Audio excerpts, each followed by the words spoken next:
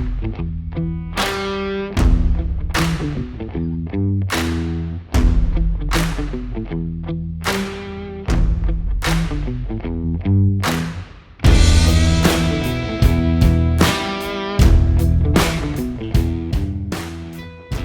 right, welcome back to another episode of the Design, Build, Hunt podcast, which is presented by Whitetail Partners.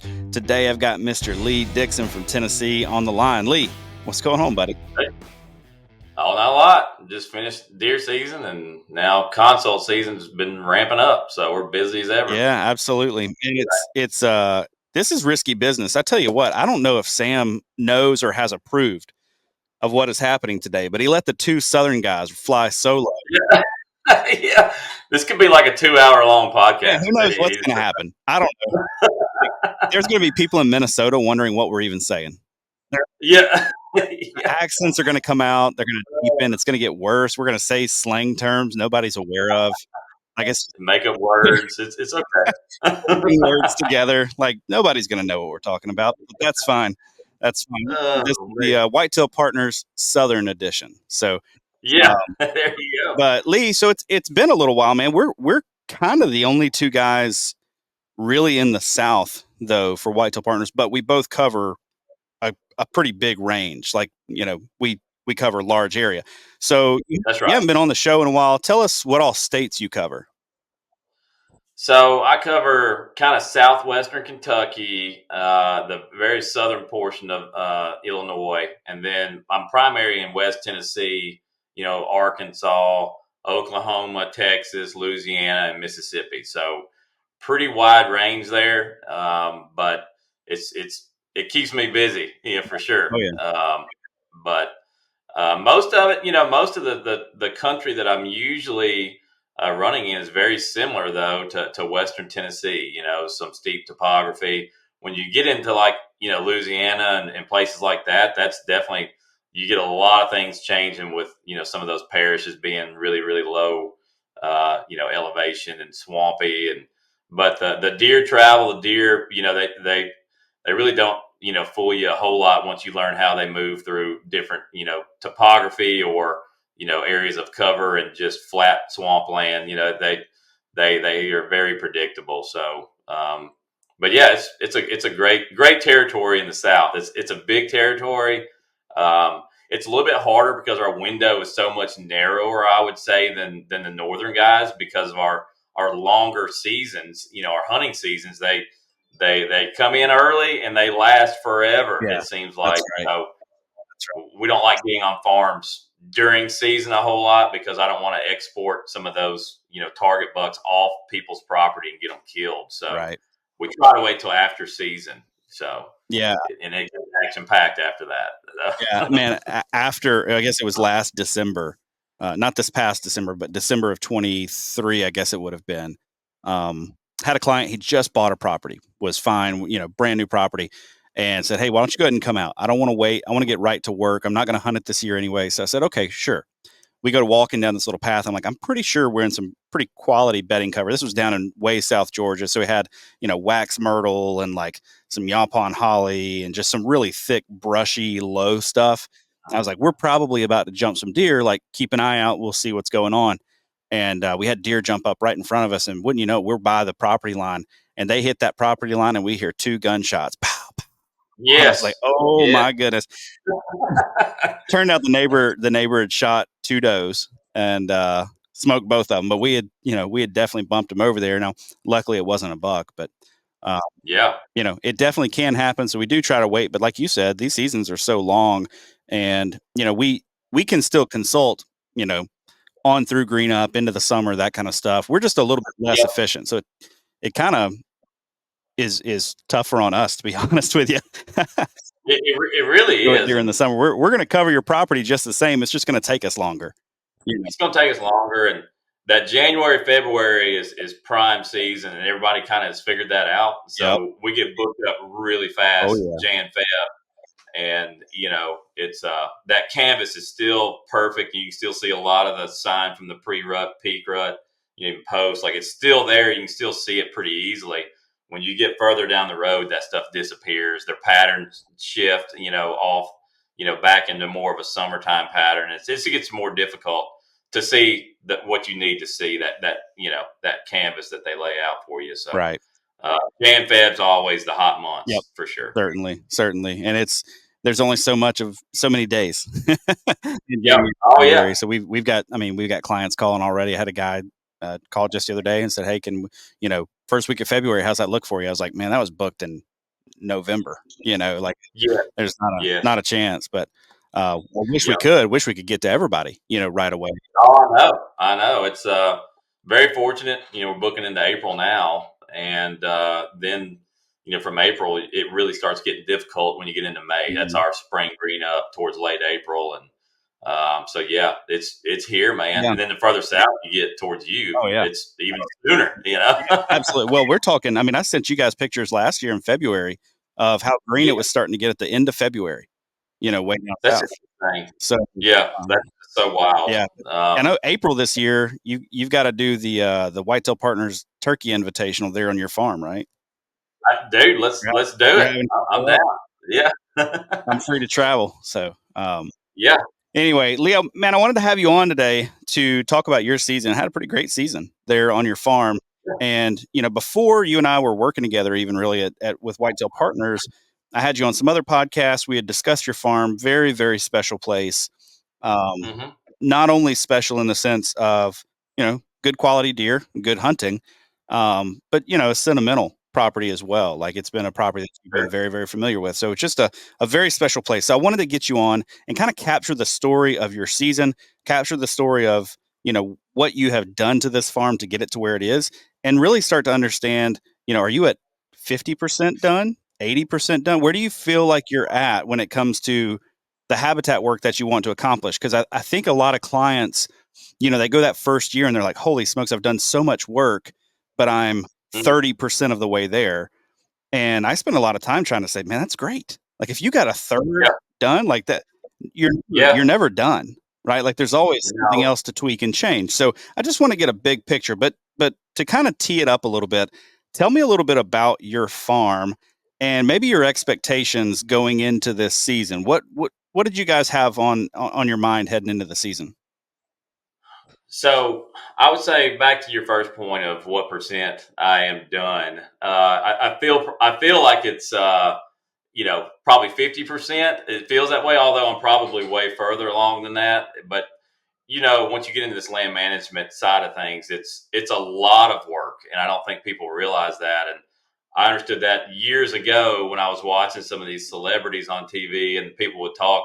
Nobody works harder than this guy, and that's why he's so successful. And I was like, well, what is he doing different than I am? That's what started my journey years and Mm, years ago on expanding my education on this. So, and then when you open that Pandora's box of what's really out there, you're like, oh my gosh, okay, there is so much more out here, and that's what we do here. We combine the tactics with the right habitat, and that's so crucial of having the correct tactics because you can do all this work that we're talking about, and if you don't approach it right, you're still just going to have a really expensive deer desert. And so that's one thing that we do at Whitetail Partners is marry those two together. right. Um, but my farm, it's a lot of work every year. Now I feel like I'm more in maintenance mode, than the monumental task of just taking on everything and at once. I'm improving bedding every year. I do a lot of testing with food plots and just try different things, see what works. We do a lot of food plot architecture with our clients, and so I'm always just trying to manipulate things and just try a little bit. I'm trying to fail in some areas, and say, hey, what did I do and what did I learn here? So I do a lot of that with my food plots, but I keep some foundational plots that are just so dialed in with the food and the right food, and I know how it's going to work. I leave those alone, and then I experiment on you know, some other areas. So but it's really evolved, man. We've got it rocking, and we're killing deer on, it's a pretty decent sized property. It's under 400 acres, but it's not a huge property. I'm definitely not within the home range of every single buck in this area. They're roaming off of me for sure. But during the crucial times of the year, we're holding and growing these bucks, and we're able to harvest mature animals, and that's what we're after. So Right. Yeah, sure. absolutely. So on that front then, what were you guys expecting heading into this season? Like, did you have bucks that you were hoping would be coming back? Did you have new spots that you were excited to see, new habitat projects you were excited to see how they turned out? Yeah, we had one buck in particular that we passed last year. My son killed a really, really nice deer last year, and I'm glad that he did because there was a really, really good genetic. He was a younger buck, but he was probably in the 140s, type class. He was a mainframe 11 point. He's probably in the upper 140s, and to tell a 12-year-old boy to not shoot that deer is a super hard thing to do. My dad would have never have done that to me. Uh, but my son killed over 150-inch deer that year as a 12-year-old, and so I was very proud of him. But I was like, dude, you've got a great buck this year, and this was the one buck I did not want to walk out in front of us, and of course, that's going to happen. And he walked out, and my boy was there. He's like, "Oh, Daddy, I want to shoot that one." And I held him off. I was like, "Man, you've got a great buck this year." I was like, "Let's let that one go.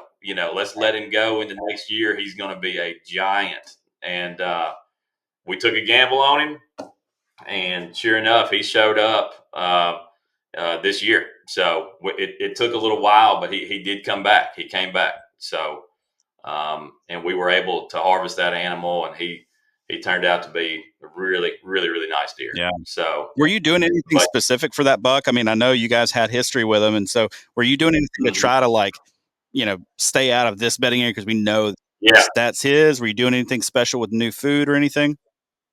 yeah, he did like a certain area, and it's an area that a lot of these bucks like. It's combination of the right topography, and then we set up a lot of bedding cells in there. It's quite a bit of bedding cells in there, with some diverse bedding too. It's not just hinge cut bedding areas. I planted some switchgrass in some areas, and so they like this core area for that reason. And the other reason is I don't mess with it. I don't ever go in that area for any reason, period, until after season if I'm shed hunting or something like that.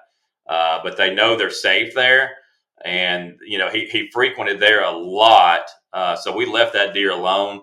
He got on some boundaries. Some of the neighbors had him on camera and got them really fired up. And I leveraged that a lot. I know my neighbors hunt a lot, and I've got deer stands on every corner of the property, and those deer know that as well. And when people put a lot of pressure, I used to think pressure is a negative thing, but when people are intruding all the way through the core of their property and they're hunting your fringes, all you're doing is importing their bucks. They walked all the way across their property and they blew those bucks out. The bucks that were housed on them, now you inherit those bucks as long as you're not, putting that wrong amount of intrusion into your core. That sanctuary integrity is so crucial, and we maintain a large sanctuary for these bucks, and that's the step one, man, of holding these dudes. They know where they're safe. So What yeah, percentage of a property, or does it vary by size, are you shooting for sanctuary? Because I've had a lot of conversations with guys where they're like, man, we could put another stand over here and another stand over here, and we could have another stand over here. And I'm like, we got to give this area yeah, to them. It's too loud to get into. It's too long of a walk. It's too, you walk through yeah. too much good stuff to get Sure. here. We've got to give this to the deer. It's just too risky. So are you shooting for a percentage, or does it vary by property? It varies by property and the size of the property. I like 80%. That's a good number to go with. But it all depends on the neighbors. What's going on with the neighbors? Are you a 30-acre property that has surrounding neighbors that don't hunt, or you may have a sanctuary hub that you don't necessarily own, that's part of your puzzle, but nobody's hunting it. You that allows you to intrude into some higher areas. if just because you don't own your neighbor's property doesn't mean it's not a core part of your equation. So every property is a little different. If you have a 20-acre parcel and you try to maintain 80% sanctuary integrity, I mean, you're hunting just a couple Right. acres. You know what I'm saying? Right. So Right. it, you always have to take in what's going on with the neighbors.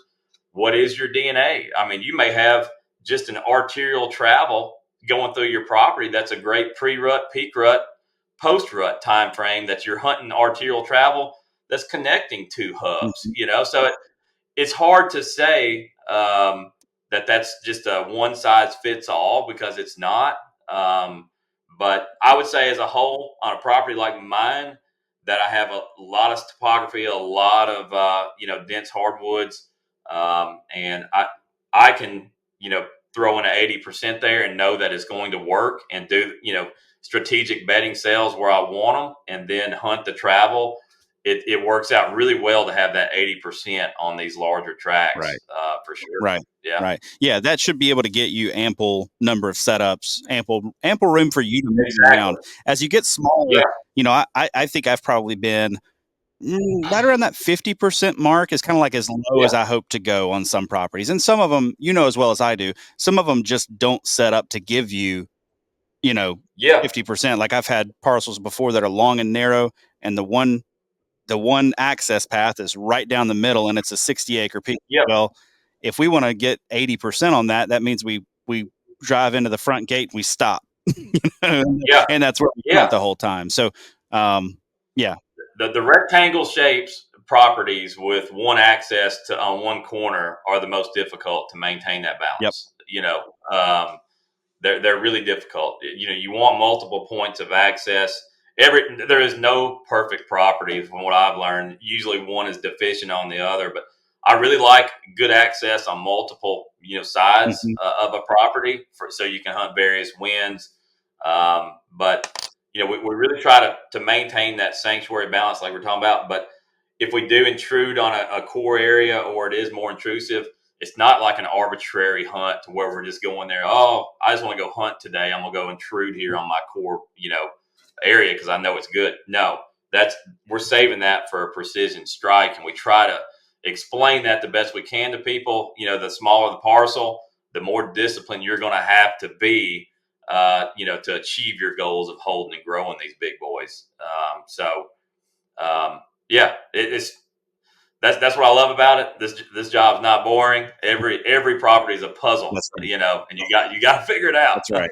That's right. Yeah, man, that's so good.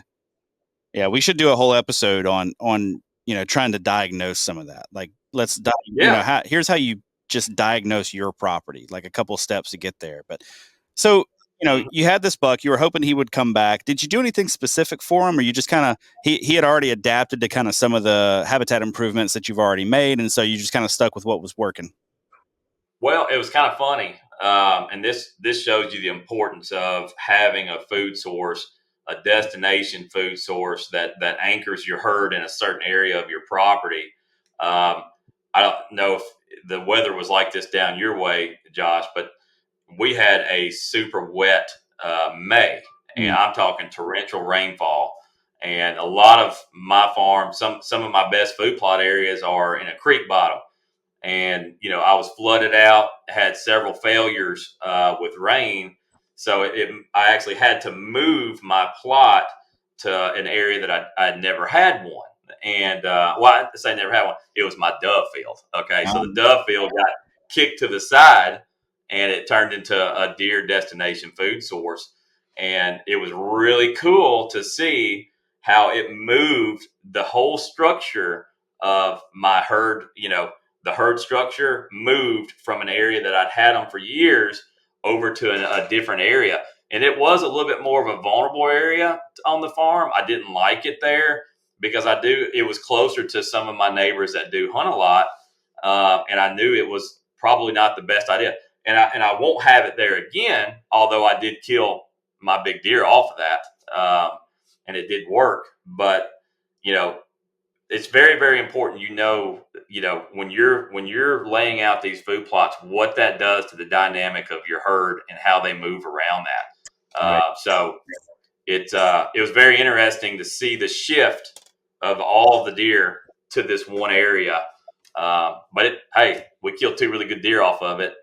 Maybe I should keep it, Yeah. there. But Well, and man, I think that's I think that brings up a really, really good point where um, because we do this a lot, we can implement some habitat improvements and hunting strategies side by side and be pretty certain or fairly confident in what the deer are going to do, how they're going to adjust and adapt.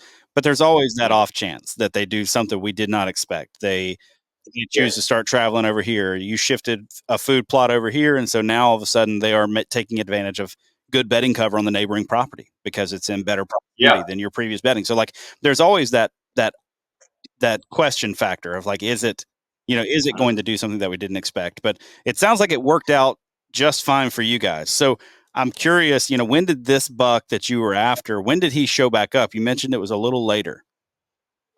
Yeah. So I don't have a lot of velvet bucks ever on my property. Very few. I've got a few, but very few every single year, which is a good thing. So I wait a don't second. get. Wait a second. You're the guy. So everybody in the country is wondering what happened to their velvet bucks. They all went to Lee's place. Yeah, I mean Man, it's very true, that deer are very much like turkeys. That they're going to spring, and some are different than where they winter. And sometimes that may be, 500 yards. Sometimes that may be 10 miles. It just depends. It depends on where you live and that herd. So in this case, I did end up getting some intel on this buck because honestly, I don't know where these deer go after season, right? I just know that they're not on me. Okay. right. But I did meet some people that had this deer on camera, and it was about a mile away during the summer. I did find that out because I never know where they go. But I do know kind of where I import them from. Okay. And so I have an idea of where they're summering. I just don't have, I did have concrete proof this time. And it was an area that I kind of figured, but yeah, they summered. They watched him all summer. He disappeared, and I did pick up this buck around mid October to late October is when this deer moved in on me. And as soon as he moved in, it was game on. He came in and started working the normal channels that he did the previous year, and that's what we wanted to see. Um, and I took a gamble when I did move in on him. He hasn't daylighted at all through the course of October into November, and then if you remember this year, I don't know how it was in Georgia, but here it was super hot, Mhm. man. Our November was just it was brutal, Yeah. and even into pre-rut into peak rut, man. All the cameras were showing all the breeding was going on at nighttime. A lot of nighttime activity, which is killer to try to make a precision strike on some of these guys. And we finally got a break. The first cold front, I think it was November the 20th, the first significant front we had. And I had standing soybeans, and then a combination of greens in this destination food source. And I was like, I bet you I know those does are going to be stacked in, around that plot. These bucks have been in orbit around these bedding areas around that plot for the last week, and he started daylighting the day before that front, and I moved in on him that evening around that plot. I don't like going in around plots in the morning. I wasn't on the plot; I was on the travel. I was about 140 yards off of this plot, and I was catching these bucks orbiting around those bedding areas. He wasn't coming. He did give him a little bite of soybeans, but his primary interest were those does. And he came and got him a little snack. He chased a buck into the shooting lane, and I killed the animal, and it was a great deer. So very very lucky. That was the first time I went and sat on him, and we were able to harvest him. Yeah. So So you you know you went in there. This deer daylighted. You said one time, and you were in. yeah, the day before. Yes. Yeah, the day How before. Yeah. quick? I mean, I think about how careful you try to be with your property. If you have a buck that daylights, I know some guys who are like, hey, if he daylights, you better be in there the next day. You got to be in there the next morning, whatever. Um, some people are like, let it, give him a day or two, see if he develops that daylight pattern, kind of erring on the side of being even more cautious. Do you have a rule of thumb there, or was it just like, hey, he daylighted for the first time, I just knew I had to be in there? He was going. There's a pretty big bedding cell where he was going, and he was consistently coming and going out of this bedding area to that plot, even in the nighttime. Uh, so I knew he was bedding somewhere close. I knew there was probably a receptive doe Mhm. that he was, or one that was coming in, because he wasn't leaving that area. Um, and whereas before he would ping over, the west side, and then over here he was kind of searching still, Right. and he wasn't ever daylighting in that time frame. So I didn't make my move. If it would have had some cooler weather, I think he probably would have daylighted earlier, and I would have made that strike. But I'm in the camp of, if he's in an area and he's daylighting, you need to make your move. I've always been in that camp. If you've got good access to that animal and he's daylighting, you hunt where that buck is. Don't arbitrarily go, somewhere that he's not. From one corner of my property to the other is 3/4 of a mile. If I know he's in this area the last 2 days, that's where he's at. He's in somewhere, that he's in that general area, and I hope that he's going to come out on that front. And like I said, grab a bite to eat, check a few does, and make a mistake. And that gamble paid off. And if you push into these spots and you don't strike, you've only got a limited time typically, that he doesn't figure you out. Because you've got to get in and out of there, and you're pushing pretty close into a pretty secluded area. Usually he's there for a reason. Right. He knows he's safe. The other, that herd balance that's around there feels safe. All those does feel safe. You got to keep that herd feeling safe, or it's really, you start dispersing that travel, and it's not as you know it's not as probable, to your system once you start intruding on it. So Right.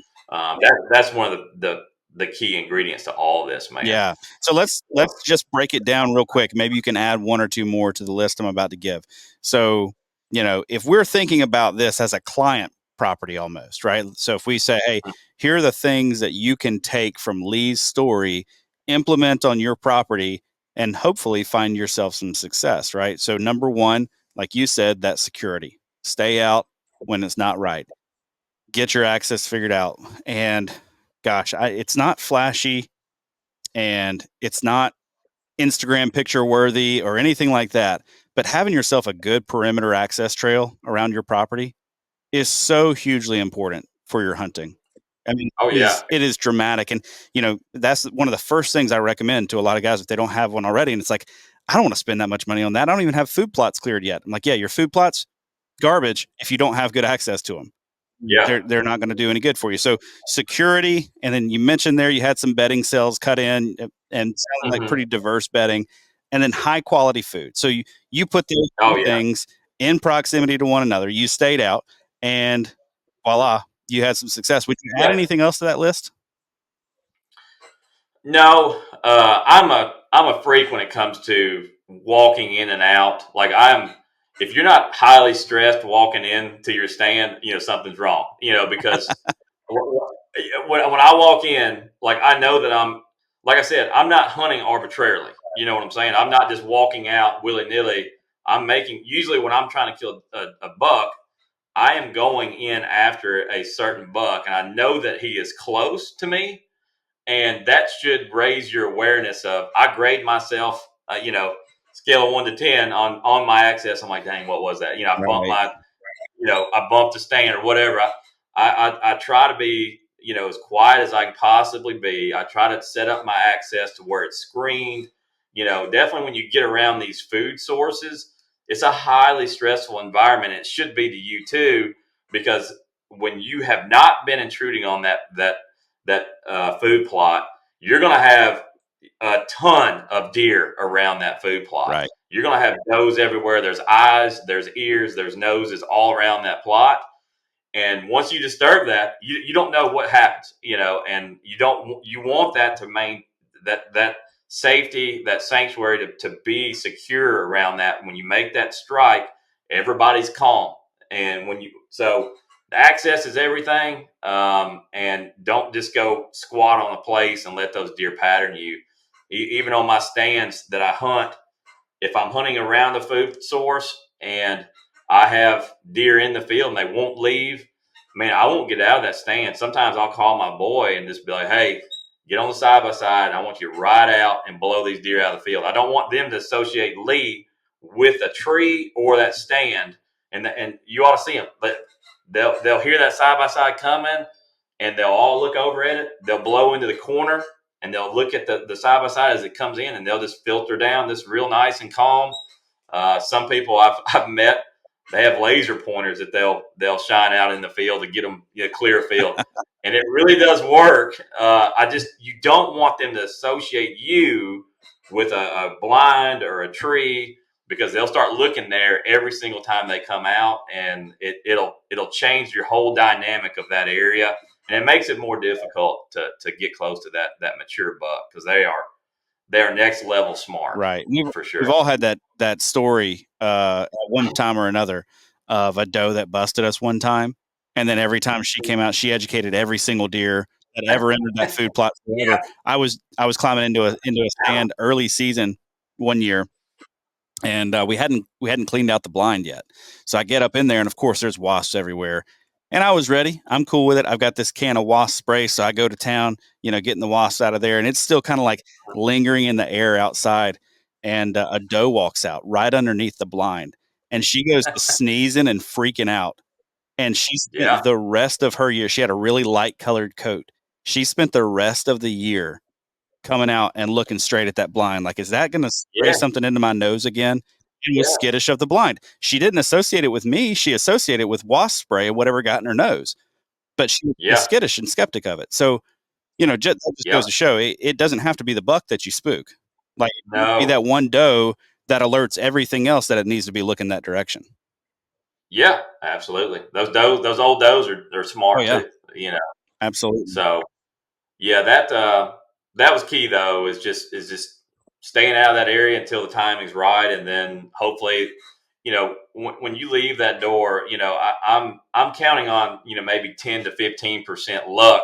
I feel like everything else is in my favor. I've Mm. got the wind, I've got the weather, I've got the situation exactly how it should be. He's working my system. He's there.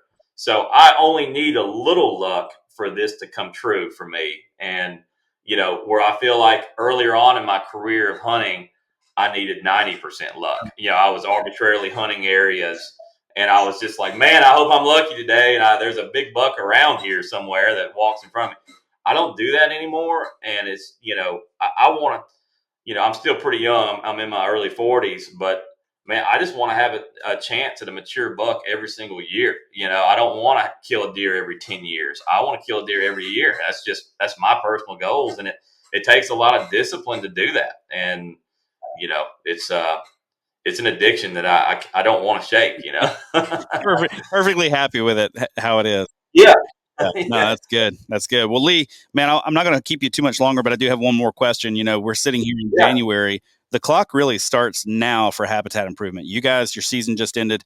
Season ends here in Georgia February 12th, so in just a couple of days. Um, Hmm. Obviously, Alabama, we got like another month. The season never ends in Alabama. Yeah. Hey, Yeah. we've still got the rut to look forward to down in Alabama, so that'll work. Um, It's so wild. yeah, Yeah. yeah, we still got some time, but really, habitat season. The clock on habitat season starts right now. Guys are itching to get into the woods, make some positive impact. We've talked about bedding. We talked about good food. We've talked about planning your access. We've talked about some really important key things for people's property. What's the number one thing that you would tell folks? Hey, you're getting out in January. You're getting out at the early part of February. Here's the one thing that should be your primary focus to set you up for a productive rest of your habitat season. So kind of teeing up the rest of it, but also maybe a successful 2025 deer season. Yeah, I like, this time of year, I like focusing on trees. I like getting those strategic bedding cells. And, also I've got a whole lot of trees to plant, the soft mass orchards, hard mass orchards. We're really big on that in our plans. And, I'm thank the Lord, I'm at the like I said, the maintenance phase. I'm only planting 4 to 10 trees a year. I've got 4 sitting out here right now that I got to plant. But 2 years ago I planted over 1,000. Yeah. So I'm not anywhere near that level, and my wife's happy because she helped me. She asked me this year. She said, "We don't have to do that again, do we?" I was like, "No, we're not doing that. We're past that. Now it's just filling in other strategic areas." But the tree work is great right now. It's not hot, and the trees. You want to do it now over the next couple months, anyways. It just you have a better result in those areas, but you don't make those arbitrary as well. You want everybody's property is different, so this may not be applicable to everybody. But in a perfect scenario, you do want to have a polar pool of your food, your bedding, and then you hunt the travel. That's what you want to do majority of the year. Now there's early season you want to be more on the food, and then late season you want to be more on the food. But every other time you're going to be strategically close to that travel or close to the bedding. It just depends on the seasonal pattern shift. But you know, you don't want to just throw out beds everywhere and food everywhere. It's not arbitrary there either. It's very strategic of where you put those things. So I would be framing up your property. Where do I want bedding? What kind of topography do I have? Where are my nice south, east facing benches, that I can start building my beds on? Where do I need my food? Where do I need to be in the middle? You start diagramming that out right now. Don't just go out there and start hacking away at trees and think a big buck's going to show up there and you're going to kill him. It's not how that works. You need to think the whole approach.